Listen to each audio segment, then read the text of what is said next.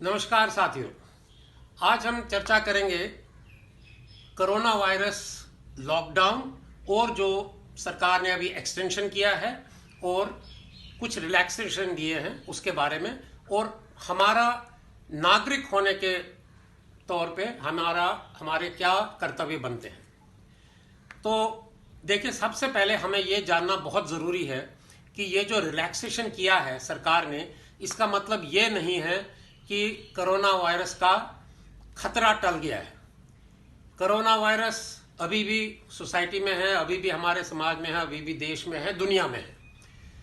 लेकिन जो लॉकडाउन में रिलैक्सेशन किया है उसका मतलब सिर्फ इतना है कि अब सरकार को लग रहा है कि अगर हम लॉकडाउन और ज़्यादा रखेंगे तो ये काउंटर प्रोडक्टिव हो जाएगा, क्योंकि लोगों का कारोबार रुक गया है, लोगों की अपनी रोजमर्रा की कमाई रुक गई है, सरकार का राजस्व रुक गया है, सरकार को टैक्सेस नहीं आ रहे, रेवेन्यू नहीं आ रहे, जो बड़ा ज़रूरी है। अगर हम सरकार को कहते हैं इसमें सब्सिडी दो, वो करो, ये डेवलप करो, वो कहाँ से करेंगे अगर वो सब नहीं आएगा। तो और किसी हद तक सरकार को लगता है कि अब उनके कंट्रोल में है ये चीज़ें, ये नहीं कि बीमारी खत्म हो गई है, कोई इलाज अभी तक उसका नहीं है, लेकिन उसका कंट्रोल में है, जो उसका बढ़ाव था वो कंट्रोल में है। इसीलिए सरकार ने अभी वो रेड जोन, ग्रीन जोन और वो सब बनाए हैं, और शायद आने वाले दिनों में जो कंटेनमेंट जोन है, जहां की वाकई बहुत इन्फेक्शन है, वहां तो पाबंदियां लगेगी ही, बाकी सारा खोल देंगे।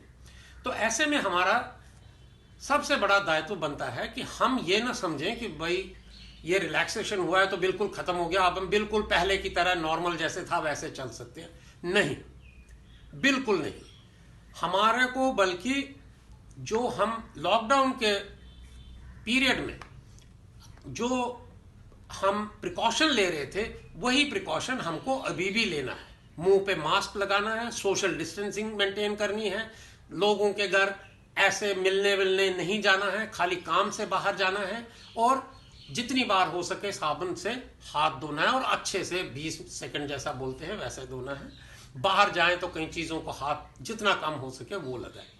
तो ये हमारा को ये समझना है कि इसी तरह से ये मेंटेन करना है हमको। दूसरी बात, हमको ये समझना है कि जो आजकल पॉजिटिव केसेस आ रहे हैं सामने, 80% वो ऐसे हैं कि जिनको बाहर से कोई ये नहीं है, पता नहीं लगता कि इनको इन्फेक्शन है। कोई उनको बुखार नहीं है, कोई खांसी नहीं है, कोई सांस लेने में दिक्कत नहीं है, कंजेशन नहीं है, कुछ नहीं है, बिल्कुल नॉर्मल है। आपसे हमसे शायद बेहतर ही हो, और अच्छा उछल कूद, जवान बूढ़े सब हर तरह का हो सकता है। तो हमको ऐसे में क्या करना है, ऐसे में हमें ये मान के चलना है कि जब हम बाहर जाते हैं हमें ये मान के चलना है कि भाई कोई भी आदमी इसको इन्फेक्शन हो सकता है। तो इसलिए हमको अपना वही प्रिकॉशन लेना है जो हम पहले ले रहे थे, या ये समझ के कि भाई ये इन्फेक्टेड है इसलिए 6 फुट की दूरी रखें, और मास्क हम लगा के रखें, उससे हाथ न मिलाएं, उसकी बॉडी को टच न करें,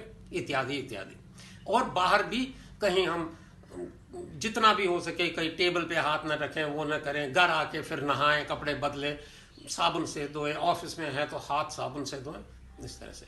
तो ये चीज़ हमें याद रखना है कि हमें अपना प्रिकॉशन लेना है, और ये मान के कि बाहर कोई भी आदमी इन्फेक्टेड हो सकता है। और तीसरी चीज़ हमें ये ख्याल रखनी है कि हमको अपना इम्यूनिटी बढ़ानी है, ताकि हमको कोई और खांसी जुकाम कुछ ऐसा ना हो जाए, उससे ये हो जाए, कोई इम्यूनिटी हमारी कमज़ोर ना हो। वो हम कैसे कर सकते हैं? वो हम अपना खाना, हेल्दी फूड जिसको कहते हैं, उस तरह का खाएं। हेल्दी खाना, हरी सब्जियां, ज़्यादा तली हुई चीज़ें नहीं, बाहर की चीज़ें नहीं, कटे हुए फल बाहर से न खाएं। ग्रीन टी लें, गर्म पानी जितना हो सके उतना दिन में पिएं, और हो सके तो कोसा गर्म जैसे जिसको बोलते हैं उस तरह का पिए, और ग्रीन टी पिए, हल्दी लें, लहसुन लें, और नीम लें, नीम अपने चाय में डाल के या इस तरह से नीम लें।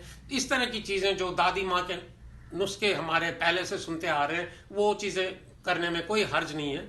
ये इलाज नहीं है, कृपया इस चीज़ को समझें कि ये इलाज नहीं है कोरोना वायरस का।